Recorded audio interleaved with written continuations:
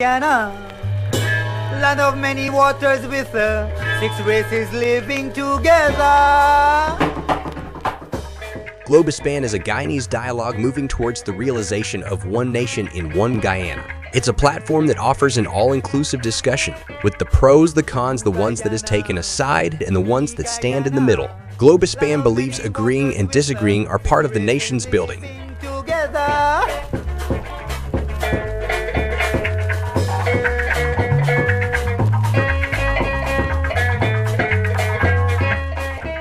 Globespan believes that every Guyanese voice is part of the nation's building.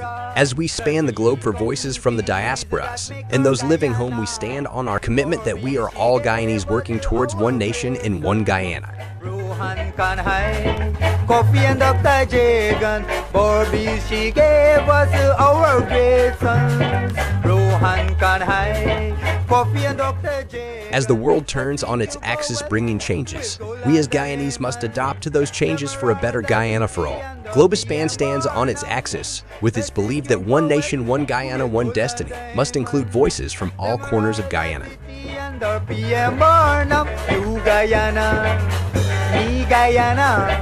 Land of many waters with 6 races living together.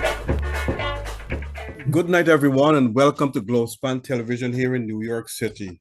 Tonight, we have a very important program. We'll be talking about Pope Francis with Bishop Francis Allen of the Roman Catholic Church in Georgetown. But before we get there, we want to let all listeners know that a special welcome to all of you far and wide. Wherever you are, good evening, good morning, good afternoon, and I hope you will join us as we move along. Our friends are here with us. They always join us every night as well. And this program, I must tell you all, is being made available by Mr. Noir Singh and by Mr. Devin Bissoon and Mr. Ryan Gobin, our 2 technical directors. And the views expressed tonight are those solely of our guests and not those of the staff or management of Globespan Television. So tonight, again, we'll be talking about the papacy, the Roman Catholic Church, Pope Francis, his death, his legacy, and what it means for Catholics around the world, and in Guyana, of course. But before I get there, I just want to, let me welcome Pope Allen to the podium. Pope Francis Allen, Bishop Francis Allen, and matter of fact, now Pope, welcome to the program. Thank you very much. Good to join you. Good to know of this platform I'm unaware of before. We in Guyana, we are mourning the death of our little angel, whom we call Guyana's daughter, little Adriana Young. Most of us know how she died, but we're waiting the postmortem examination. Some are saying that she could die from drowning because they could have forced her head into a bucket of water and water got into her lungs or something. But we are not sure. We'll have to wait and see the results from the autopsy report. So tonight, I want to tell all our listeners that it is a very, very sad moment in Guyana. Everyone is supporting the family here, not only in Guyana, in the Caribbean, and around the world. This has been broadcast on most of the major networks in the United States as well. CNN, MSNBC, they all carry this story of our death in Guyana. So it is very, very sad to say that this incident has attracted worldwide attention. So on behalf of the staff and management of Globespan Television, tonight I want to extend our sincere and deepest condolences to Adriana Young's mom, Amisha Simon, and her father, Sir Brian Young, and to our dear friends and our grandmother as well, and as well as loved ones. As we all know, Adriana's life was snuffed out of her body at the tender age of 11. She was an innocent and loving child of God. Adriana is gone. I think she's gone too soon. She's considered Guyana's daughter, as well as the world's daughter. Everyone is praying for the family and is supporting the family's call for justice and the truth to prevail. So we stand very, very closely in solidarity with the family as well. And I hope those perpetrators will be brought to justice. I should say swift justice as soon as possible, because there's no need for a child to die like this. 11 years old, went to swim at the Doubleday Hotel and had to perish like this. This is one of the most heinous crimes I've ever heard of in Guyana. So all I want to say again, our condolences to the family and to all our friends and relatives all across the country. People are standing up in solidarity for this young, beautiful angel. And I hope that the powers to be will make sure that justice prevail for the family. With that, I will turn it over to Bishop Allen. Bishop Allen, what are your views on this death? This young girl's death? As you articulated there, it has shaken the nation, and there's a lot of ire there. People are very angry. There are a lot of protests. Just this afternoon, I saw some of the news outside the hospital. So people are outside of the hospital all day, anticipating the results of the postmortem. But it's happened in the context of other deaths that have occurred recently. The two young men who died in Linden. We've had the deaths of a family, a mother and two daughters, being shot. So that's generally people are just kind of nonplussed by all of this. What is it and why is this happening?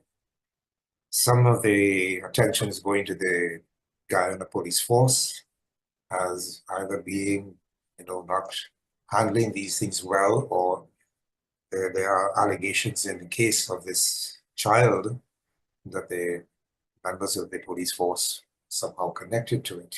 But that is still to be properly examined and determined. I would like to, I just following some other things happening here, other people who are chatting about it online and so on. I saw one reflection saying,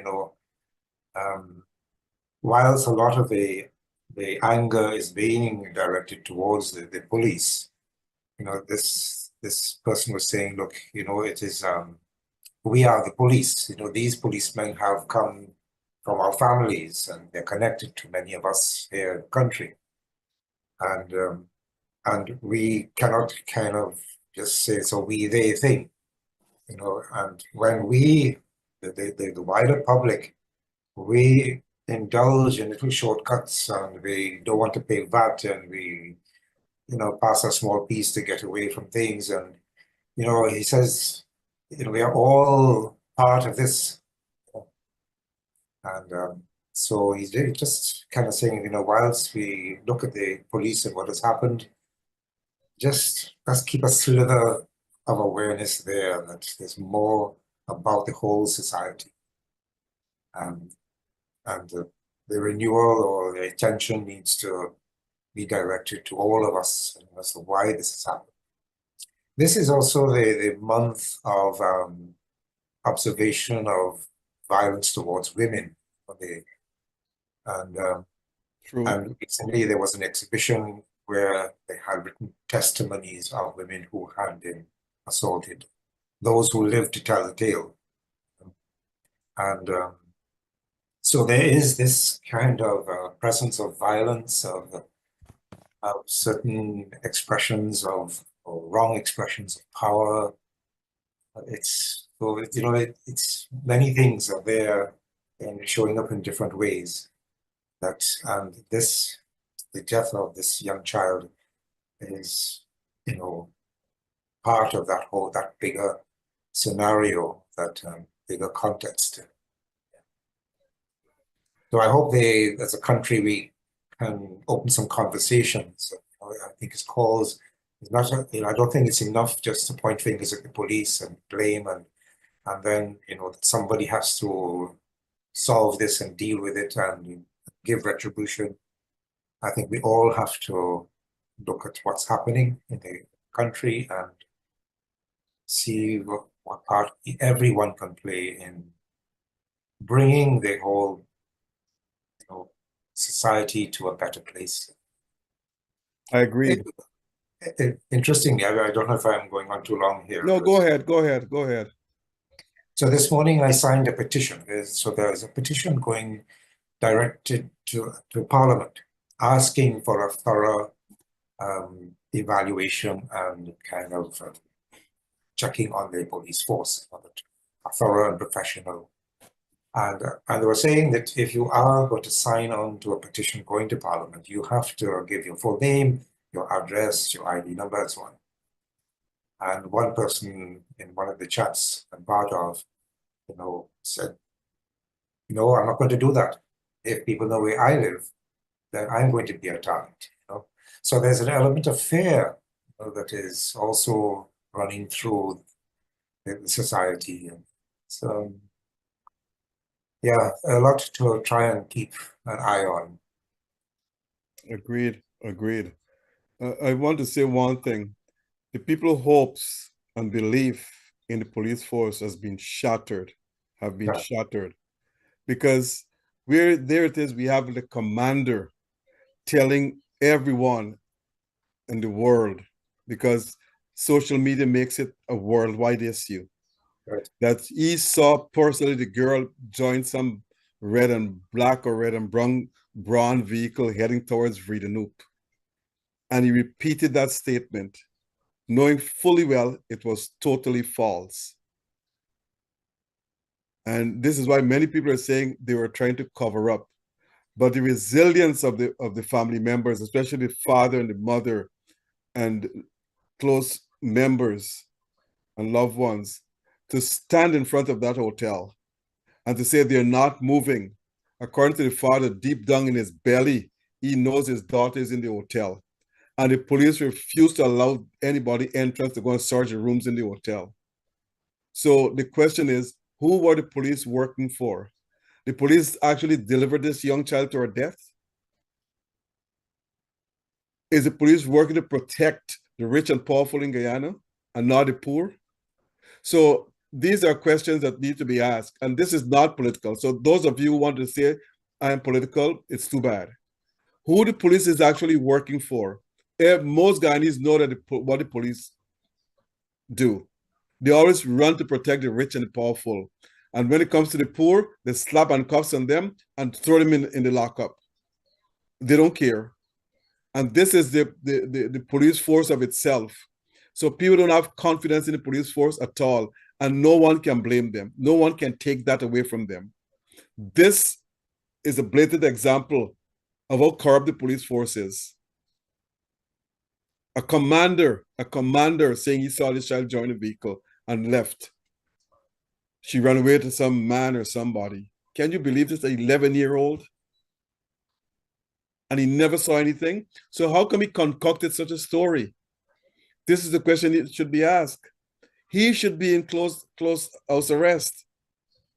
I don't understand, because he's the commander. That's what I'm saying. The country works for the powerful. He sent off on administrative leave. When the other police officers there, they're on close house arrest. He should be under close house arrest as well. He made that statement public. Everyone saw that statement on social media. And that's been broadcast worldwide. And the police force now is scrambling to say there's a mistake. And they want to know the mistake is made. There's not a mistake.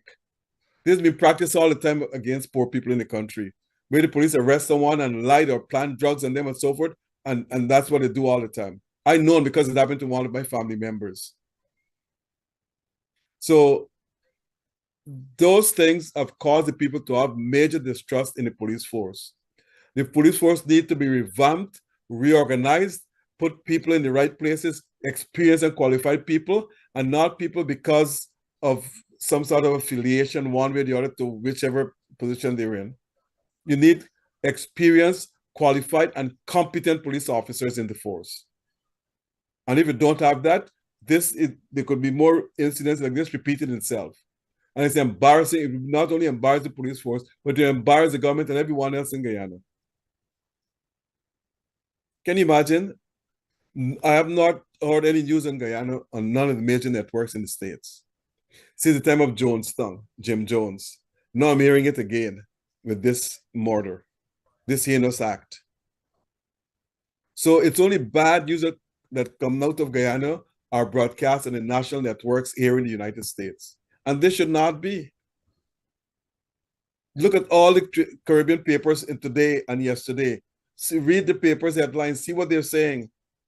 The Jamaican Gleaner, Trinidadian Guardian, Barbara, you read all that and see what they're saying about this incident.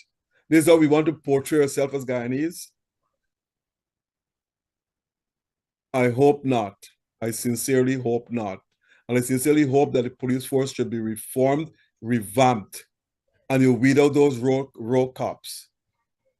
So this commander should be under house arrest. He should be under house arrest. But it's not going to happen because he's the commander. He's one of the top echelons. That's my little piece there. So I will say for now that maybe I'll come back to this topic a little later on because it's very, very saddening incident that took place there. 11-year-old girl lost her life. She had so much to live for, you know. Okay, we'll go back to the original topic, which is concerning Pope Francis, the papacy, and his legacy and so forth. But first, Bishop Allen, I want to ask you, where the name Roman and Catholic came from, do you know? Well, of course, Catholic simply means universal. Okay. And they, I mean, in the very beginning, it was just Christianity. But it's only when the sort of center of the church, the main administrative center, was located in Rome. And it was to distinguish too from what we used to know as EC, the English Catholics. Right. So, but it was just because of where the administrative center is situated. Yeah. So okay. Thanks for that answer. Now, the Catholic Church, they said, is 2,000 years old. Its history can be traced back to the teachings of Christ. And it is the oldest church, they said, in the world. But there are some doubts about that. They say the Orthodox Church is the oldest church and the Holy Mother Church. What is the Holy Mother Church? Do you know about that? But that's a term we use just meaning sort of over the history of Christianity, the church was the overseeing body, or at least the collective, all the people. And the title Mother because of its nurturing presence. Well, of course, when you say about oldest, we're talking Christianity, because there are other religions in the world that are much older than Christianity. Like the Orthodox? Well, the Orthodox is still Christian. Okay. The Orthodox is because of what today we refer to it as the Eastern Church. And so that, yes, there was that very real presence and Christianity developing in a particular way. And then the Eastern Church, which is what we would be part of, which then developed and went through Europe and so on. So which was actually the oldest church in the world, do you know? I would not venture to say. I mean, for example, Hinduism is much older than Christianity. Yeah, that's true. And you I do should have say the oldest Christian church, rather. That should be. for Christian, yeah. So, Yes. okay, I mean, it started there in Jerusalem, and then spread in different directions, and in the case of the Eastern Church, took on its own character and sort of emphasis on its teachings and what today who we refer to as the fathers of the church, the very early theologians, they would have been more the Eastern tradition. And Eastern meaning, say, okay, from Jerusalem, when you're going over to those countries like Syria, and even in India, you have these the Malabar and different ancient rites of Christianity. Allegedly that the early apostles ventured out to these places. So, Pope Francis' death has shocked the world because we know he was sick. And on the same day, he was there out there and waving to his audience and so forth. And the very night he died, I heard it next morning around 5 o'clock in the morning that he died. Have you ever met Pope Francis himself? yeah, oh, yes, yes, on a few occasions. What was he like as a human being to you?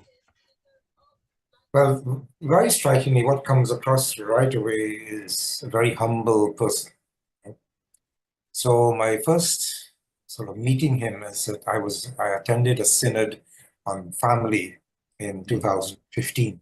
Okay. Now, synods are a very, very special events in the church. I mean, it's for bishops. For a bishop to have the privilege to attend the synod during his lifetime is quite it's quite unique or exceptional. I had the privilege to attend 2 synods. But that first time, because he would have become Pope in 2013, so he was fairly new on the block. And the synod is the bishops for over the period of a month are meeting every day. Okay. 280 something bishops in the conference hall and synod hall. And Pope Francis is sitting there every day for the whole day, listening. But during the day, when he is meeting people, he's chatting with them, he comes to the hall, say 10 or 15 minutes before the meeting starts, and he's mingling with people. And I spoke to some bishops who were at previous synods, and they said, this is altogether new. They've never seen that, even, during or in between sessions when everybody goes into a big hall and get coffee and snacks and so on. He joins a line like everybody else. So to go for his refreshment, whatever he wants. And in spite of people offering to bring it for him. So no, I would. You see him roll up every morning in his little Fiat. Right. But always very cordial, very, meeting people. It's always a smile but very astute, he sat through that synod listening for the whole month. At the end of it, he gives a little summary and kind of perspective of his own. And you're amazed, that what he listened to, what he picked up, what remained with him, and how he sort of gave it back to the synod gathering. Really is most impressive. Okay. Now, as you know, the Roman Catholic Church was waning in attendance because of all the scandals that came out and so forth. You're aware of that? People suing the church because they said they were molested by priests or whatever it is. Yeah. So Pope Francis, do you think Pope Francis was elected at the right time to restore faith in the church and faith among Catholics? Well, I mean, he had to address some of that.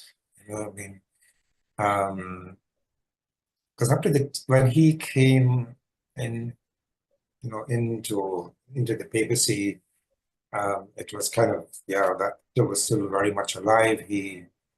Some of it had been addressed and was being done. I was at a meeting in Rome in 2012 where they were specifically addressing this whole thing, just trying to get at the bottom of it. Why does this happen? What's the root of it?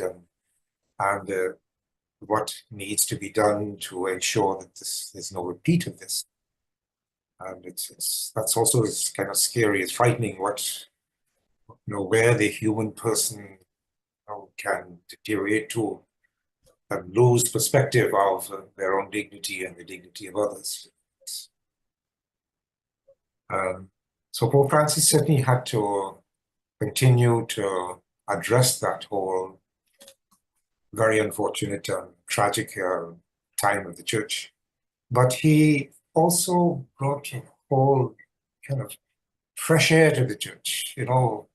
I mean, his first document was the joy of the gospel, Evangelii Gaudium, and just saying, listen, that's where we ought to focus. That is what ought to characterize a Christian.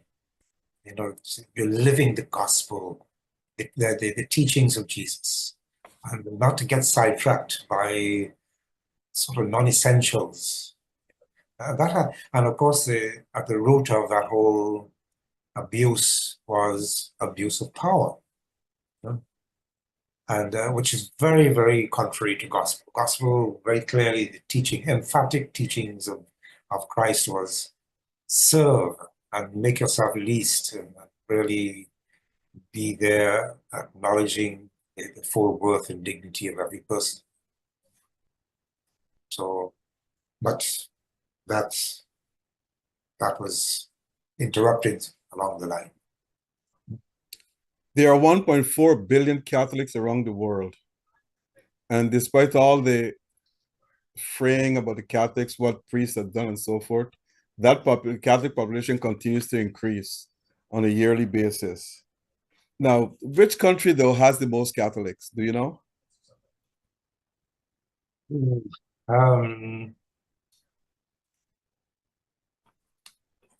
I think as you look at South America, and that you have many Catholic countries, and I think if you do a sort of summary of that is one of the areas. Brazil has a lot of Catholics. It does, but of course, you see, Brazil by itself is one country, but it's as big as Europe. Yeah, I know, yes. And it has almost 200 plus million people. Yeah. And so to say by country is, you mean even a place like India, which is only 2% of Catholics, but because your population is so big, yeah, that's still, is quite a significant number. Yeah, I think there are about 35 to 40 million Catholics in India alone. What struck me too I had again the privilege of visiting India in 2017. And what I found very striking, even though you know that this is a very small percentage in terms of head count, but the level of influence the church had in the country was much more than 2%. In terms of them running schools and hospitals and different kinds of social work and so on. It's interesting to see that. According to the Vatican, there has been 266 popes. The first was St. Peter. And it is said that he was one of the 12 disciples of Jesus Christ. But during that time to now, do you think the Catholic Church has done some major changes have taken place in the Catholic Church? Of course we expect. But what are some of the major changes from the time the first Pope to now? Just name a few of them, if you don't mind. Wow. They say that one of the reasons why the Catholic Church as an institution has remained or has still exists after over 2,000 years is because it has been constantly renewing itself. Yeah, it's okay. So sometime in history, you had some. Let's take something like the Reformation. That was a major event in the church because of the separation, the division, and so the church kind of buckled down in terms of its doctrine, and really kind of looked over its its creed and what it believed, and in a way it kind of dug in its heels a bit. Another major sort of watershed in the history of the church was 300, and when between St. Peter and 300, the church for a greater part was not easily accepted. There was a lot of pushback, there was a lot of persecution against Christians. And it was under the rule of Constantine when he then recognized Christians and made Christianity the religion of the state, of the empire. And the backlash of that is that Christianity got a bit watered down, because you could, you could get a job with the government if you were a Christian. So people would become Christian in order to get a job, and not become Christian because they wanted to be a follower of Christ. Right, right. And that's when you got in the church the monastic movements, the people who went apart in order to keep the real, genuine Christianity alive, and to live that in an authentic manner. So it was very interesting how different emphases would have kind of shown up at different periods in the church. Catholic Church has tended to, certainly until fairly recently, and I say recently, 19th century, have been very much focused more on doctrine, sacraments, and those things, and rightly so, has been criticized for not giving due attention to scripture. I remember meeting some priests who would have been formed in the early 20th century, and they said that throughout their theological formation, they never opened the Bible. They learned a lot about the Bible and some of those Bible stories and so on, but a real in-depth study of scripture. So that's a fairly recent, in terms of the 2000 years, where the Catholic Church has, and rightly so, now giving proper attention to scripture, knowing it and researching it, and really understanding its origins and its roots and so on. When you learn of Pope, okay, go ahead. Go ahead. No, go ahead. Yes, you go ahead. When you learn of Pope Francis's death, were you surprised? And now you relate that message to the Catholic Diocese in Guyana.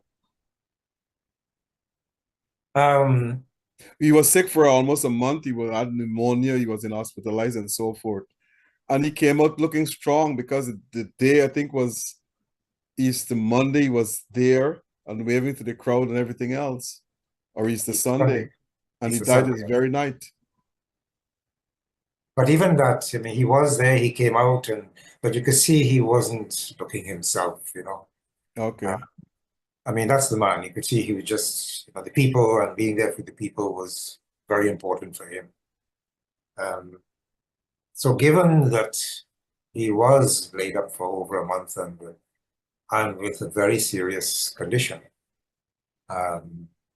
yeah, I think that I think was a bit too much of a toll on the body,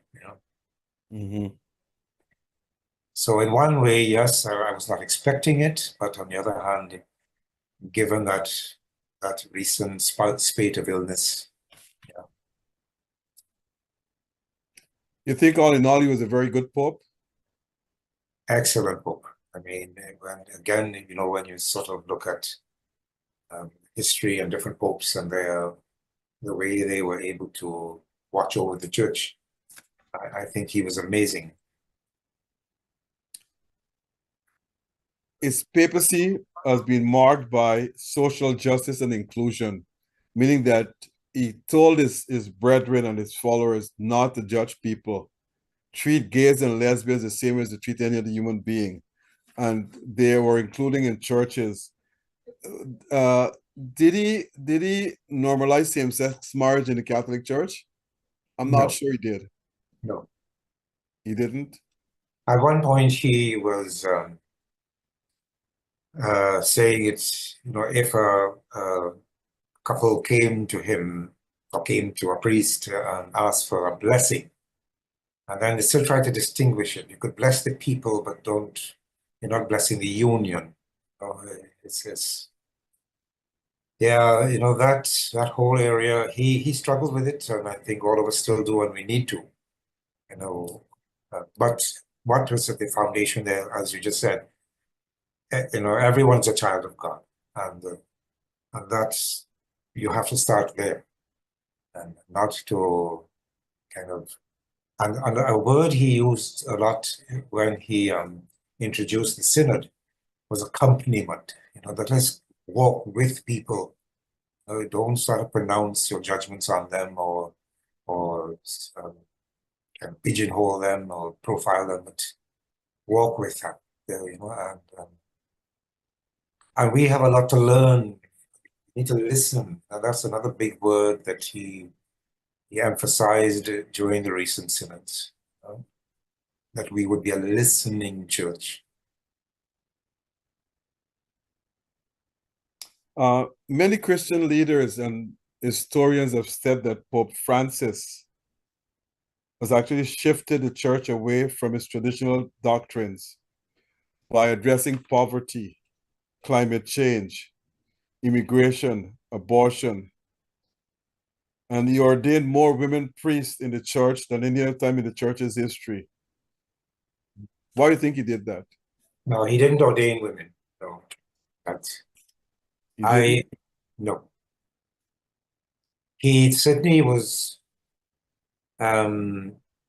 wanting, and he opened conversations that we would look at this. What he was trying for was to open the way for women to be ordained deacons. And he was researching, or had people researching, the early church. It seems as though there's some evidence that there were women ministering in what possibly looked like an ordained ministry. But what the best they could find is that there were women who used to assist with baptisms. Because remember, baptism was done with a full immersion. Right. Baptizing women, for the sake of the privacy and so on, then you would have only women attending to that. And these would have been ministers. What he did allow recently to is what we have traditionally called the minor orders. So like lector or reader and acolyte. Those are two minor orders that someone going on to be ordained a priest, they have to be ordained first as lectors, then acolytes, then deacons, and then finally priests. And he's opened up those two minor orders for lay persons, men and women, but not priesthood. So women are not priests at all. They can't preach from the pulpit. And that's different. Because here in Guyana, for example, we just don't have enough priests to attend to everybody. I mean, if you know the geography, Guyana is the size of Great Britain. Right, larger than Great Britain, I know. And half of the Catholic churches in regions 1, 8, and 9, these are American communities. And they're far flung. There's no way, we could have priests celebrating the Eucharist or sacraments with the people on a weekly basis. Sometimes these communities might see a priest once a month. But we have lay ministers who have been formed and given responsibility, and they have to break the word. They give a reflection. They need to also study a passage of scripture and then share it with their communities. And some of them do it very, very well. So that is something that's there in the church, the lay ministry, in terms of leading services, sharing the word. They can give out communion, but not celebrate the sacraments. So it's priesthood is when you come to the sacraments. Only the priests would perform the sacraments. So the edict from the Catholic Church is not to have women as priests, but has there been a reason for that? They've been told? No, the strongest reason would be tradition, and saying, Christ was male and the apostles were male and so on. But, if you look at the cultural context, that was fairly obvious. And then, saying, well, Jesus became a man. Yeah, but the word man is human, that the incarnation is God sharing life with human beings. And certainly what I have observed, and I certainly would support strongly, I have seen very effective ministry coming from women. Women have a very unique perspective on things. Right. And I really feel, you know, insofar as we kind of put restrictions on that, we shooting ourselves in the foot, you know, but that's the main argument, just outer tradition. This is how it has been. And the icon of the male figure, you know, that's they even borrow those images of, you know, they of seed bearing or seed planting, you know, that the male has that role to bring the seed of the gospel to people. But I find those things, well, have a nice sort of symbolism, but not to kind of tie it down entirely just to a male thing. I mean, by me saying this on open air could put me under scrutiny. As head of the Roman Catholic Church in Guyana, do you subscribe to Pope Francis' say to welcome gays and lesbians in the church? Is this happening in Guyana right now? Guyana is a greater part quite homophobic, you know. I mean, just to give you some examples, I sometime it was last year before, but I have hosted events here at my house and in other places, you know, to meet. I have been approached by some of the organizations that kind of, you know, stand up for the gay community or the LGBTQ community. And I believe strongly that, you know, I will interface. I will, yes, let's talk. Let's, you know, see what this is. I need help to understand that further myself. And so I hosted an event here at what we call the Life Center. It's a parish hall for the cathedral.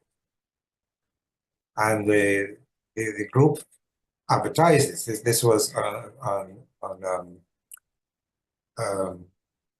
the week where they kind of celebrate their membership and Pride Week, and it was advertised, you know, as I was sponsoring and I had organized this thing.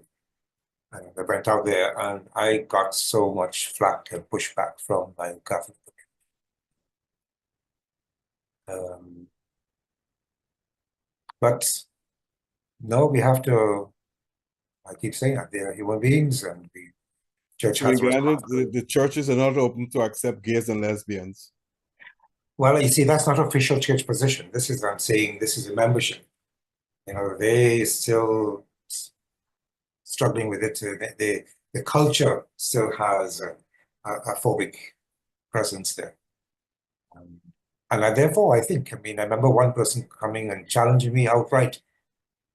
But you could see the person trying to work it through.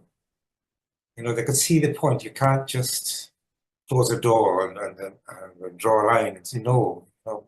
But at the same time, they weren't comfortable with this. We're going to come to the election of the Pope and so forth, but do you think the next Pope being elected will follow in Pope Francis' footsteps, or he will change? You know, there's a lot of speculation out there and different views are being put forward as to where that might go. And some, because, you know, there were strong elements that were not in favor of Pope Francis. There were strong voices among the clergy, among the cardinals, you know, and some feel that this then might put things in another direction. If there were sufficient supporters of Pope Francis and really valued what he did in his tenure, and the voting goes in that direction, then, you know, we will see some continuity. And I hope that would be the case. What because position one has to be in order to be voting to elect a new pope? What title is he has to have? this is only cardinals. Pardon me? Only cardinals vote for. Cardinals. Okay. And I think there are 250 cardinals assembled right now in Rome. Yes, but not all of those will be voting. Only those under 80 will be voting. Only those under 80 will be voting.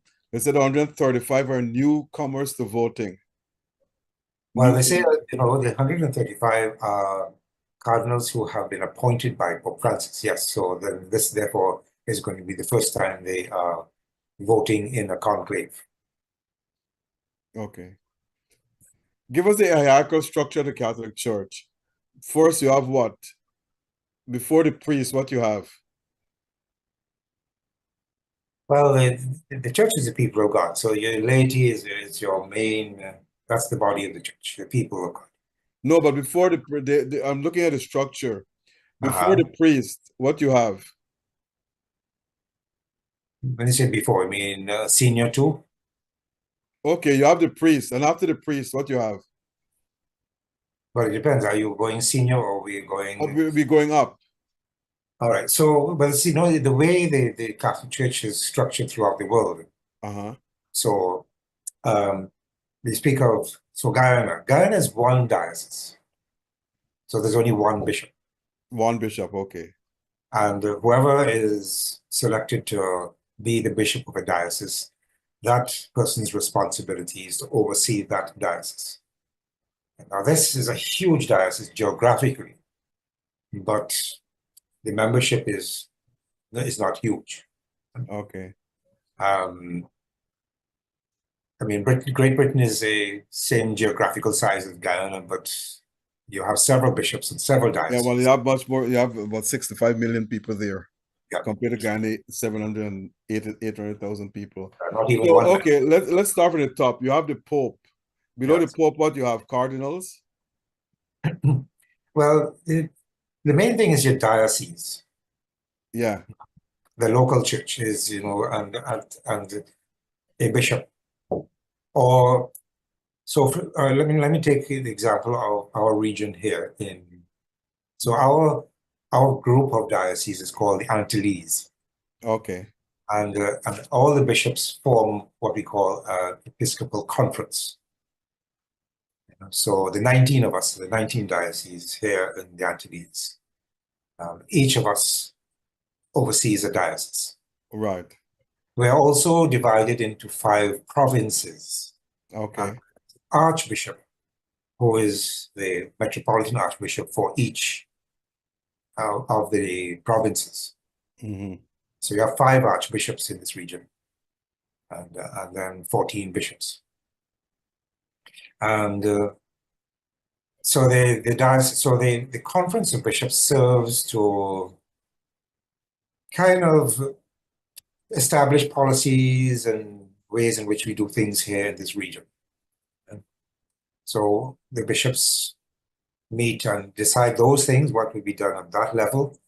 Each bishop will decide and work with people in the diocese to establish the norms for his own diocese. Each bishop answers to Rome. And in Rome, you have what they call dicasteries. These are departments that deal with different aspects of church life. So you have a department that deals with family life, a department that deals with doctrine, another one that deals with worship, and another one that deals with integral human development, and so on.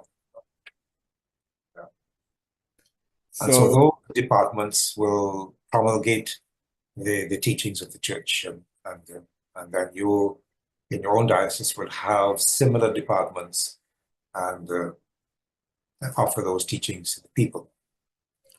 So Now, go ahead.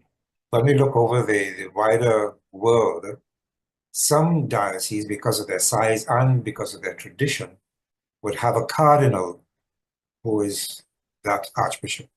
Right. So that's where some of the cardinals are, are named and appointed to some dioceses in the world. Other cardinals would be appointed to head these departments in Rome Okay. and some special other responsibilities. So that's who the cardinals are. Their function. Some of them, as I said, just archbishops in dioceses in different parts of the world. So, for example, Cardinal Vincent Nichols, he's the Archbishop of Westminster, London, for England, and his responsibility is Britain, Great Britain. But he's also just responsible for the diocese there, Westminster. But he would be one of the people who are voting now for a new pope.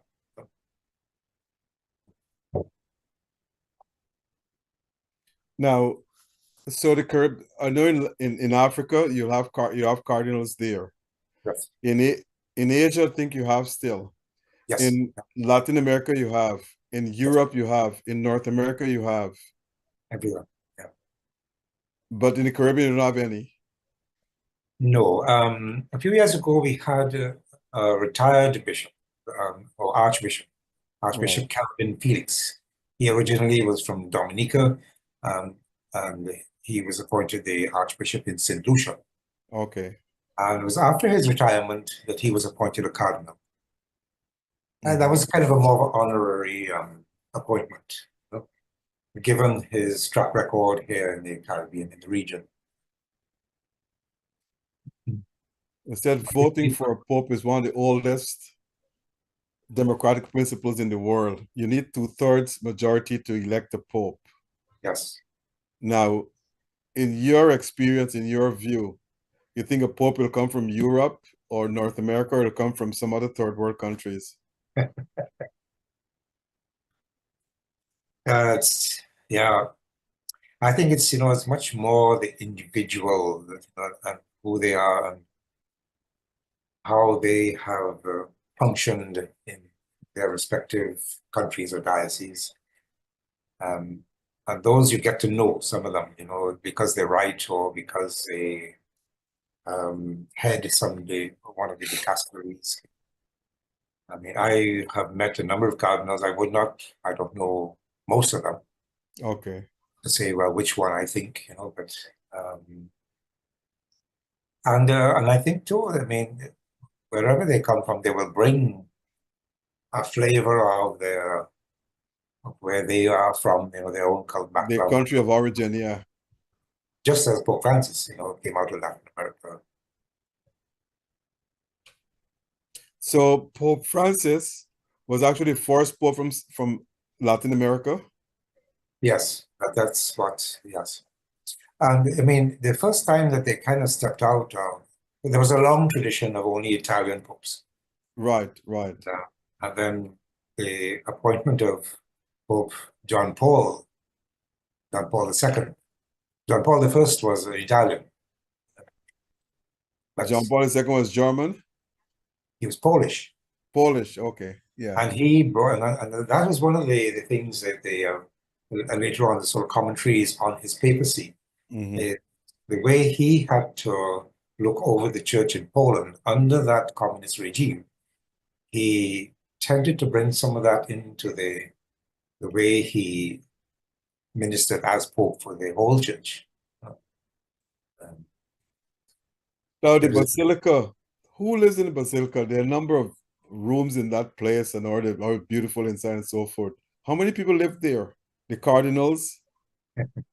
No.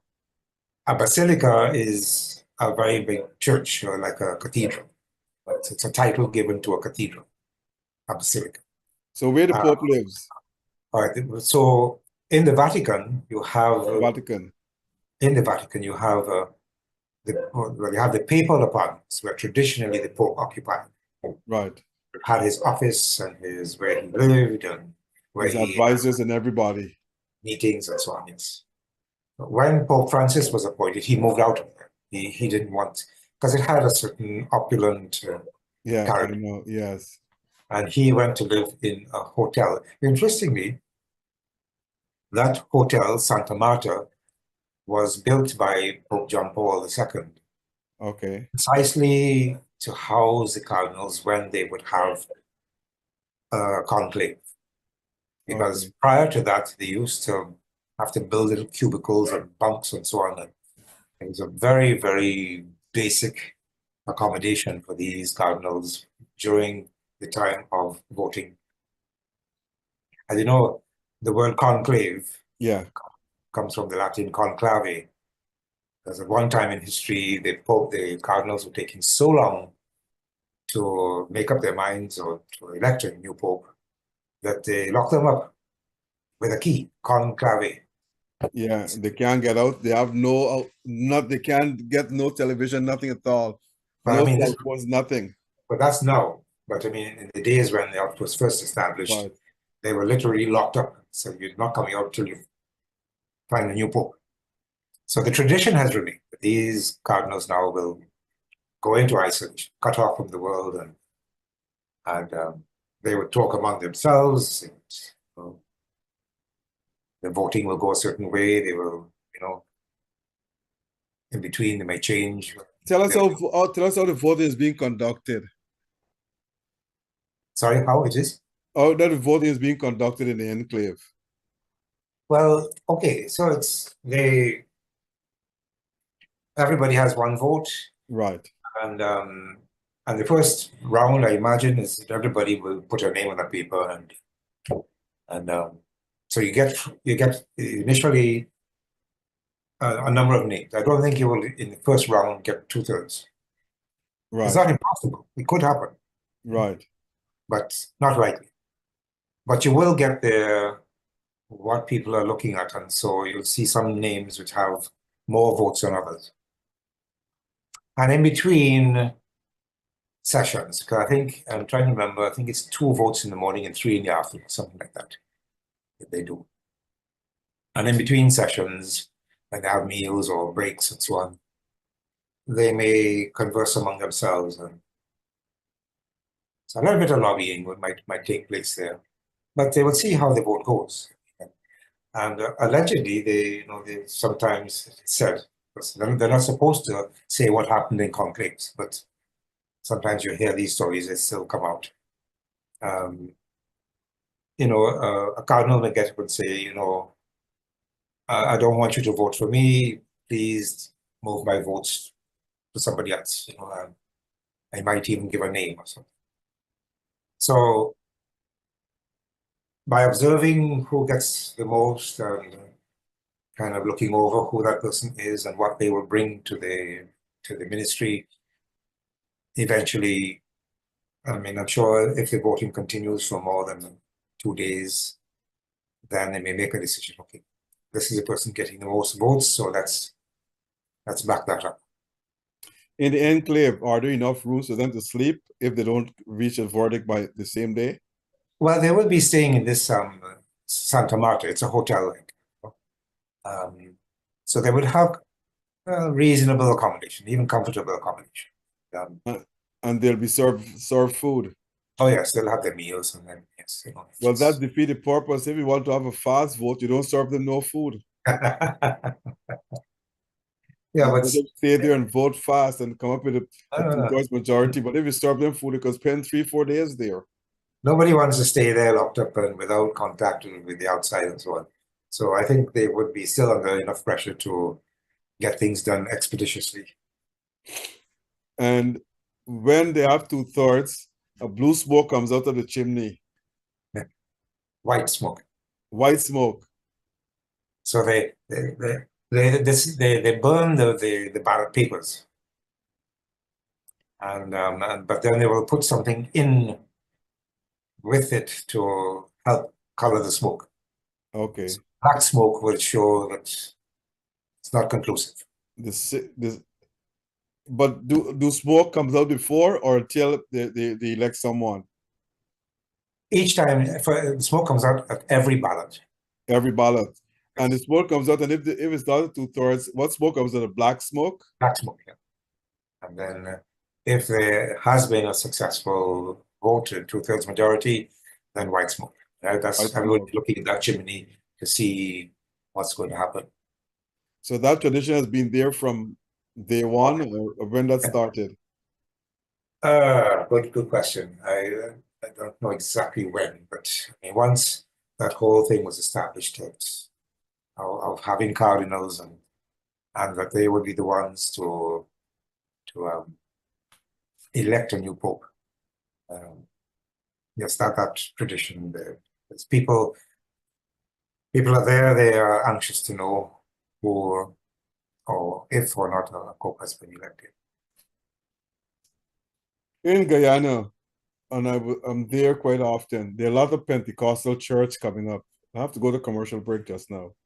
So how the Catholic Church is trying to keep their members together with all the Pentecostal church coming up with a lot of music being played, young people like to entertain themselves and so forth. How is the Catholic Church coping with that? Well, you know, certainly from my point of view, this thing of just concerned about numbers and about how big your membership is and so on, I don't think that's very helpful. What I find more important is that people have a good understanding of their faith, and they really understand the teachings of the gospel, and they allow that to kind of help them in their lives to live in a very fruitful manner, to live so that you can be at peace, that your potential can be realized. You know, these are the things that really matter. And if someone finds that works for them in a different faith tradition, the Vatican Council was another big watershed moment in the church's history. That was in the 1960s. And big changes happened. Like, for example, the big changes that affected people is, the way you worship in the church. The language changed from Latin to your language of country. Language is something that's much more, your own language is much more intimate in terms of you expressing your feelings or linking your life to your faith. And in the Vatican Council, one of the things, one of the teachings with regard to the Catholic Church's position with other traditions or other faiths, was to be faithful to your own tradition, but encourage others, admire and even learn from them. And I find we are very privileged in a place like Guyana that has these other Christian traditions and other non-Christian traditions, Hinduism and Islam. And because sometimes the teachings really articulate the same truths, but yet another tradition will express that in a unique way, and it can be a very enriching thing. And so the official teaching of the church is to respect other faiths and to even be a source of encouragement to them and give a good example of your own faith to others. How many churches are there, Roman Catholic churches, are there in Georgetown of itself, Georgetown proper? I know you have the one at Brickdam. How many others are there in Kitty, Campbellville, in South Rumbelt, and those areas? All right. Okay. Right now we have it organized what we call clusters. Okay. What we call the central cluster, 3 churches, which is Cathedral, Sacred Heart, and Fatima. Fatima is in Border. Sacred Heart is on Main Street there. They're not very, very far from each other. Okay. 7th cluster would be Meadowbank. Pius is in Rumbelt there. In La Penitence, actually. So Pius, and then we have Holy Spirit further out. And then we have the northern cluster, which is St. Teresa's, that's in Campbellville, and then Holy Rosary in Kitty. So we have those 8 in Georgetown proper. Okay. That's a lot. Let me just go to commercial break. Folks, stay tuned. Don't go anywhere at all. All from one supplier. One is a number.com. All from one supplier.com. It's where you can go and get all your West Indian groceries, your food, you name it. You have roti, you have fish, you have curry, you have meat. And the good thing about this all is home delivery all across the United States. You can use your credit card, your debit card, or your EBT card. It's located at 108 109 Liberty Avenue in Richmond Hill. The number is 718-551-3292. 718-551-3292. All from onesupply.com is where you can get all your West Indian groceries, all your West Indian foods. Just give them a call. And my favorite is Globespan. They have been in business for over 30 years, and they will take you to any part of the world where you want to go. They'll book your flight, book your hotel, and do everything for you. You just have to sit back and relax. Just one phone call, and your problems will be solved in terms of traveling. They're also located at 10809 Liberty Avenue in Richmond Hill. And it's they have upcoming tours to Dubai, India, South Africa, Norway, and other countries. You can call at 718-845-0437. 718-845-0437. Call Globespan now for all your bookings. In Georgetown, 227-1701. In Rosalton, 337-4287. And in Chaguanas in Trinidad and Tobago, 665-3383. 665-3383. And in Val Park, 645-1604. So call Globespan for all your traveling needs. Book your hotels, they will book you at a hotel, whatever you want, and everything is done at one place, one location. Now I'm back with Bishop Francis. Bishop Francis, what do you think Pope John Paul's legacy will be like? John Paul or Francis? John Francis, sorry, said John Paul. Pope Francis. Francis. Well, you know, that will take a little while to settle down, but you know, if I look at his writings and the different encyclicals that he and many books and so on. I mean, just the first one he put out, The Joy of the Gospel, just to speak of the gospel as something we should be really joyful about, up tempo, you know, and that already set a tone. But you know, religion is not this sort of, you know, you're in braces or in blinkers and you're following rules and so on. It should be something you enjoy, and certainly saying that the more you understand the teachings of the gospel, who Jesus was and what he did, what he taught, and what example he gave, you know, that's a reason to be really up-tempo. And he would say, you know, no Christian should have a vexed face, you know, you ought to bear, you know, radiant and, you know, smiling, positive outlook. So, and then of course he tackled some of the issues in the world, migrants and climate change. Even to have a synod on the Amazon, you know, that was not known of before. And he had quite a bit of pushback on that. But it was, and he said it's not just about the Amazon, he's focusing there, but the lessons from that are true for the whole world. Certainly, as you mentioned things, you know, just the integrity of the human person and justice, and very much, you know, very strong on those themes.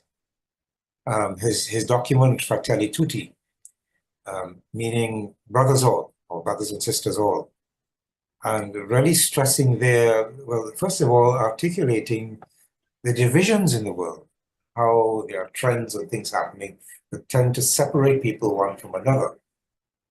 And one of them would be our cyberspace, where people go off there on their own and they're disconnected from others. And so really saying that as people we belong to each other and we need each other, you know, to become fully human and so on. Very powerful document. So then, his language, formally a lot of these official documents, such as encyclicals, would have a very formal language, but his one was much more conversational. So, and he would just speak to people in terms that they would more easily understand, and just, but always very encouraging, always very positive, very real, because when he would articulate why is there war in the world, and why are there migrants, and why the LGBT reality, and just saying that we need to just look at these things and see them for what they are, and engage with them. So I think that's a legacy, part of the legacy he will leave, and even the way he conducted the synods, was a whole new methodology. And the last synod, which was on synodality, in other words, saying we as a whole church, need to be journeying together. That togetherness was vital. Instead of meeting in a synod hall and it's only bishops, he included a lot of lay persons and religious sisters and so on. And they all sat around tables, 12 each, and worked through different questions and worked through the document that was the synod document and so on. Very, very interesting. But, many people were not comfortable with these changes and doing things in a new way or a different way. Well, I was going to ask you that question. Some say he changed the face and the tradition of the Catholic Church, but you did it by dabbling in politics. When he talked about climate change, he talks about immigration, he talks about the war in Ukraine and the Gaza with Israel, and so forth and so forth. But do you think those changes are for the good of the church? Well, yes. I mean, I didn't see it was political. That is just, addressing reality and humanity, what is happening. I mean, yes, he sometimes, was talking to the leadership of nations, that I found it interesting, even at his funeral, the Cardinal who presided, he quoted Pope Francis, about building bridges and not walls. And of course, President Trump was there, and that was something he had said to President Trump when President Trump had set out to kind of create this wall at the border. So he did speak to world leaders. I didn't see that as political more than just humanitarian. But that's clearly saying that, our faith takes us there. That it has to touch ground. It has to meet people where they are. You're the only bishop for the Catholic Church in Guyana. Is That's there right. one bishop in Trinidad as well, and in Barbados and in Jamaica, or there's more than one in those countries? And Jamaica is the only one that has more than one, and that's because Jamaica has 3 dioceses. Okay. So you have 3 bishops there. But all the other Caribbean, out of the all 19 that make up the Antilles, Okay. each one is one bishop per diocese. At one time, Trinidad had an auxiliary bishop, but at the moment there is none. So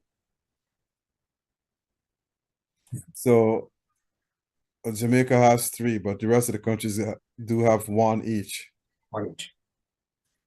Except here and there you have a retired bishop, but he's not in office. He's not functioning. He would be present and he helps in different ways, but he is not the presiding bishop. And how much population you need to have a cardinal to go and vote for a pope? That's another very interesting thing that Pope Francis did. It was not always so much because of numbers. So, for example, he just appointed a very young cardinal in his 40s in Australia, but he is from Ukraine. Okay. You know? And then he appointed a bishop in Mongolia, which, you know, in terms of the size and population, is, I think is even more thin than Guyana. His concern was having representation across the continents. Yes, yes. So it's not based on population; it's based on representation, far and wide, I guess.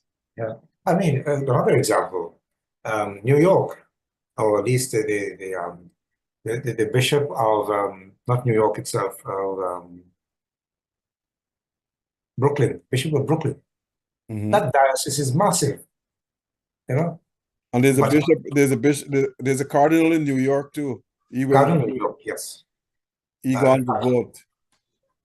But the Bishop of Brooklyn, he is huge. I mean, there are some cardinals that don't have that size of diocese, you know, in terms of numbers of Catholics. Yeah. The other day I met the bishop from Cape Verde. You know, so there's the small islands of the west of Africa, but representing there, you know, the Catholics in that, you know, on those islands. I asked you the question, which country has the most Catholics? Someone sent me the information here, the United States. So the United States has, I don't know if this is, I have to double check on this, 89 million Catholics. Out of a population of 50 million people.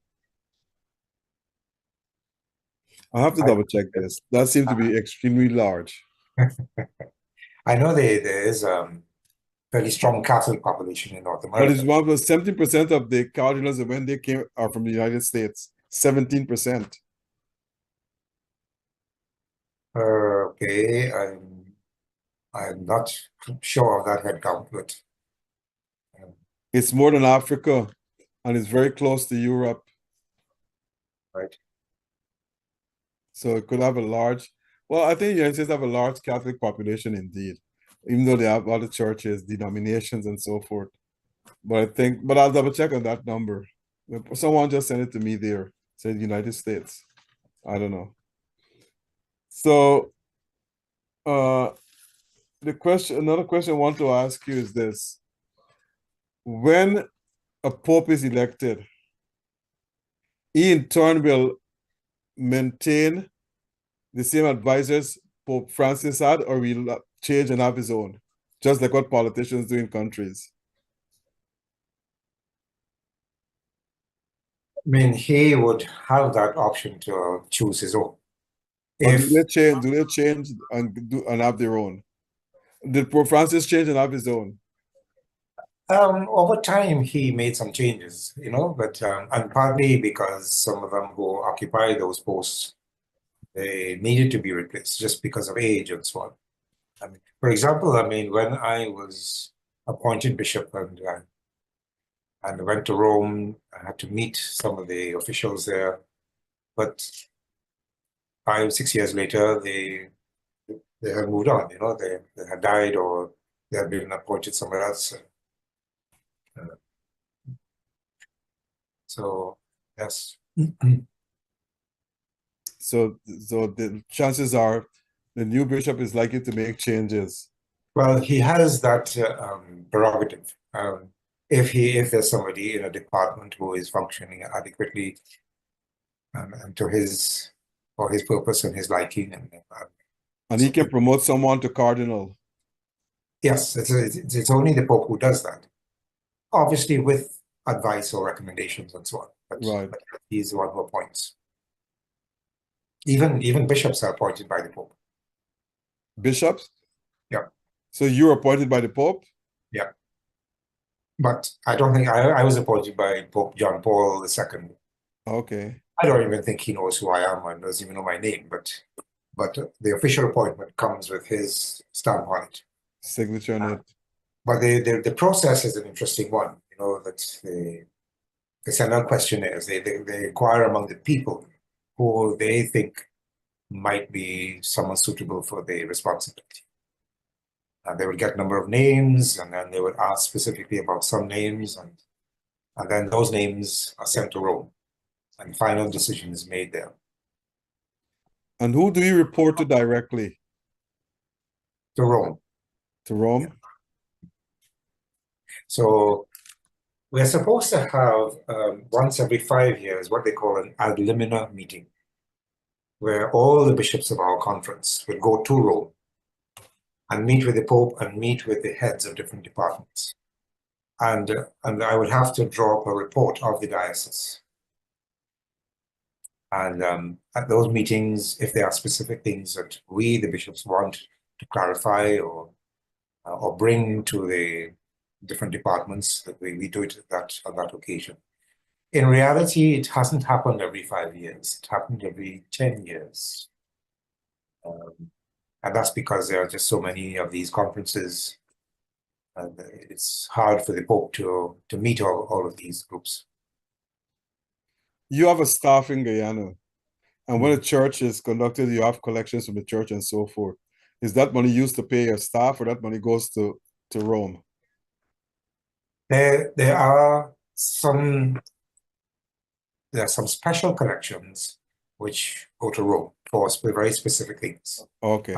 For example, to maintain churches in the east, or particularly in Jerusalem, we take a collection to look after that. We take a collection for the Pope to give money for the formation of priests. We take a collection that goes to Rome once a year for the promulgation of the faith, how that is spread throughout the world, to support efforts. So Rome will then distribute money for that purpose. We have those collections, and then there's a 1%, so this is of what we call the plate collection. Whatever the church collects, 1% goes to Rome. A percentage comes to my office or to contribute towards the administrative costs of looking over the diocese, which includes paying staff and so on. And the parishes, they have the remainder of that. They do fundraising and so on. Part of the money that I would get from parishes, part of it goes to parishes that can't afford. Most of the parishes in the interior can't afford to sustain themselves. They need subsidy.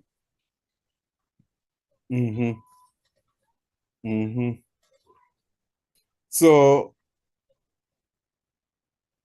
the special collections go to Rome only, but not the regular collections. No, not regular. So I think on average, it's once a month a collection, and this is an extra collection. It's not the regular, plate collection we take. And like, what input you receive from Rome, from the Pope or his advisors, as to what to do on a monthly or quarterly basis? Do you receive any? Not on that kind of basis. I mean, there are sometimes some instructions that go out. One example I could give is in 2012, a new missal. So the missal is the main book that we use for the celebration of Mass. And a whole new translation was done. So that was ordered from Rome. Pope Benedict asked to have that done. And so that it's okay, from now on, this is the text we will use. So that was a clear, there was a consultation before, and sort of the text was shared in draft form for feedback, and then eventually a final text was given. And so throughout the English-speaking world, this would now be the text we use. So sometimes you get that kind of thing. Or the Pope, or take for example, the recent synod, when the Pope said, okay, I want to call a synod. And what that involved is that dioceses from all over the world were given some questionnaires to look at, and they went to the parishes and worked out with the people, made summaries, and sent it to Rome, where they then had to try to collate that whole thing. So there's that kind of interaction we have with central administration. Would a Catholic church in Guyana marry someone who's not a Catholic or bury someone who's not a Catholic? Oh, yes. Well, actually, what is required by the laws of Guyana for us to officiate and register a marriage, one party must be Catholic. One party must be Catholic. So if no one is a Catholic, you can't marry them. No. And that's by law, by Guyana laws. Okay. What about burial? Same? Burial is no problem there. That doesn't depend too much on. In fact, I say that to sometimes we have these Catholic cemeteries and don't want anybody who's not a Catholic. Right. And I'm saying, no, we can't do that. I know some churches have a difficulty that they have a limited space and they want to kind of reserve it for their own, for people from that parish. Right. But with death, it's much more, it's a family, they're grieving and so on. And I think that is the thing you need most to be attending to. Okay. Rather than whether they were Catholic or not, or whether they used to go to church, it's. So, but in marriage, one person has to be. But why that's the law of the country, though? So if I want to get married to Pentecostal church, and I'm not a Pentecostal, the church can't marry me? No, Catholic church can't. You see, okay, I am ordained a Catholic priest, and I will only be allowed through that to perform marriages according to the Catholic rite and the laws of the church. But I'm also a marriage officer for the state. Okay. Apply for that license. Okay. And each denomination and each religion, they're allowed to perform marriages and register it with the state. One of the things is one person, it's according to our laws and traditions that we are allowed to do this. Okay. Okay. And we have, given that the Catholic population is so small in Guyana, we have several mixed marriages. Most marriages are mixed. That's true. And that's fine. We can do that. But I would not be able to go and do a marriage for a Hindu couple or another Christian denomination. Okay. Okay. We're coming to the end of the program. I just wanted to speak about something here. Today, a petition was taken to Parliament on behalf of the little girl, Adrian Young, by a member of the opposition party. And the speaker refused to let the petition be discussed or addressed in Parliament, because according to the speaker, it should have been presented a day before it can be discussed. I know the speaker very, very well, and I think he's very rational. But the question I want to ask him, though, this is an emergency case. This is the death of a child. The laws of Parliament are not written in stone. And if it's not written in stone, this means that anyone can bend the laws to suit certain circumstances. And I'll come to that just now. So the mere fact that the speaker refused to let this be discussed in Parliament or being addressed in Parliament, I think shows some sort of insensitivity to the death of this young child on his part. Many may not agree with me, but I think that's how it is. No laws are written in stone. And if there's any, he could have suspended the laws just for this one occasion, seeing that the entire country is in mourning out for this child. And this child has been named Guyanas Daughter. So I don't know why the speaker will just stick to the rules and stick to the laws. That, I think, is an old-fashioned way of looking at stuff, and it should not be done in any way, shape, or form in a situation like this. I think he should have bent the rules a little to allow this, because I can tell the speaker, I did the research, that when John Kennedy died, Forrest Bonner went in Parliament the same day and paid tribute to him. When Churchill died, Burnham did the same thing. And when Kennedy died, he did the same thing. The same day he received the message, the same day he went to Parliament. So if a law is there that you have to submit something before, then it didn't happen on those 3 occasions I know of. So my question to the speaker, you don't have to be this rigid at all times. You don't have to be the custodian of upholding the laws. Use your common sense, use your rationality, and you can do some flexing. This child's death was a heinous crime committed by perpetrators of satanic origins. You should have allowed this to take place today, the discussion. But because, as I said, those laws you're quoting are not written in stone. And they have been violated many times before. But I found 3 occasions where the same day Forrest Bonner received the message that these people have died. Kennedy, Churchill, King. He went to Parliament the same day. He didn't wait for the next day. So I want to tell the speaker that his rigidity, you shouldn't use this rigid way of life to make it seen as though, okay, I'm the custodian of the law and I'm going to uphold the law at all times. The nation is besieged right now with this girl's death. And he should have shown some empathy towards this, the entire nation and the family here, for them to be heard in the highest chamber in the land. But the mere fact he refused tells me that he's very insensitive to what's going on in the country. And this is very, very bad and poor for a nation under such distress. And that's the part I want to make clear to everyone. And as I said, I know the speaker very well. But I will tell him to his face, he was dead wrong in this one. I'm not sure what that petition was. I am aware of a petition that was supposed to be presented in Parliament by a member of the opposition. Yes, Amanda Walter Desir, she presented it today, and he refused it to be discussed. But the petition was asking the government to do a thorough investigation and overhaul. Whatever it was. Okay.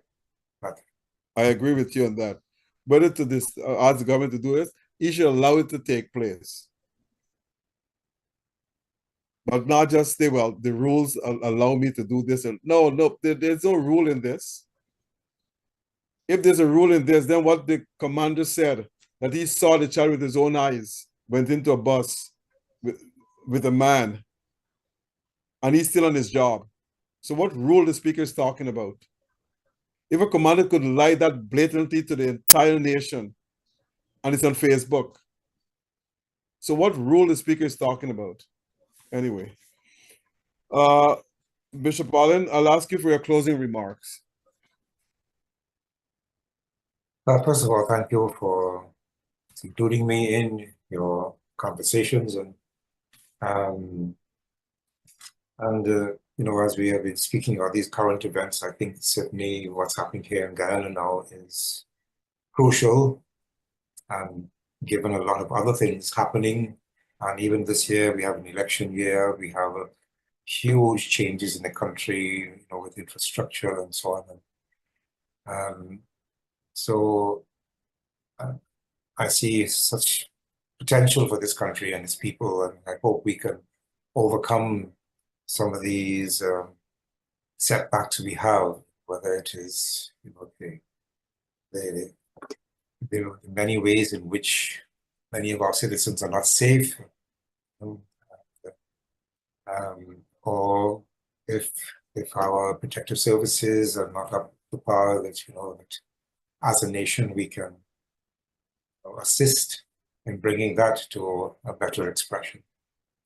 And thank you for sort of just reflecting a bit on the life and legacy of Pope Francis. Beyond the Catholic Church, I think he has touched the lives of many people. And I hope that part of his legacy is that he's left something, you know, with people to emulate and to open ways. You know, what he shared was always very encouraging, always uplifting, so that people can be uplifted, but also be uplifting in the way that we live and share life with one another. Thank you very much. So on behalf of Globespan Television, the management and staff of Globespan Television, I want to extend again our condolences to the family, Amika Simon, the mother of Adriana Young, and Sir Brian Young, the father. Our deepest sympathy goes out to you, your family, and your loved ones. It's a very tragic event, and we can only try to understand the pain and suffering you're going through at the hands of people who could have saved this child, but instead delivered this child for her to be murdered. Those people, the perpetrators of this crime, heinous act, should be given swift justice. And the people in Guyana are demanding swift justice from those involved in this dastardly act. So once again, our sympathy to the family of Adriana Young.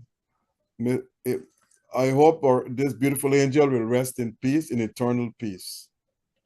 And hopefully we'll not see something like this again in our lifetime, or never again.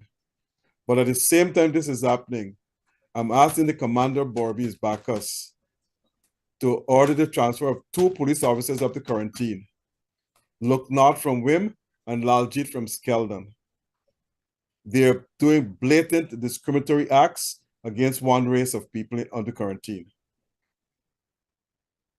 And it's going to reach a boiling point when it's going to be too late. They're not acting, they're not providing fairness or justice to a certain group of people under quarantine. And I have all the information there. They're discriminating against a certain group of the quarantine. And I'm asking Commander Bacchus, who is an Assistant Commissioner of Police, to transfer these 2 people out of the region before it's too late. Thank you very much to all our listeners. Thanks to Mr. Noir Singh for making this program available. Devin Bisoon, Ryan Gobin, our technical directors, our listeners, thanks to you. Special thanks to all our sponsors as well, because without you, this program cannot be made available at all. So once again, thanks to all of you, and to you, Bishop Allen, a very special thanks to you too. Thank you very much to be here on such a short notice. And hopefully, I'll try to get you back sometime. Maybe a few months from now after the new Pope is sworn in, or new Pope. The Popes don't have to be sworn in. Popes don't have to take no oath of office. There is a ceremony. I mean, it's like bishops too. Actually, we do take a promise. Oath of office, yeah? Yeah. Wow, I didn't know that at all.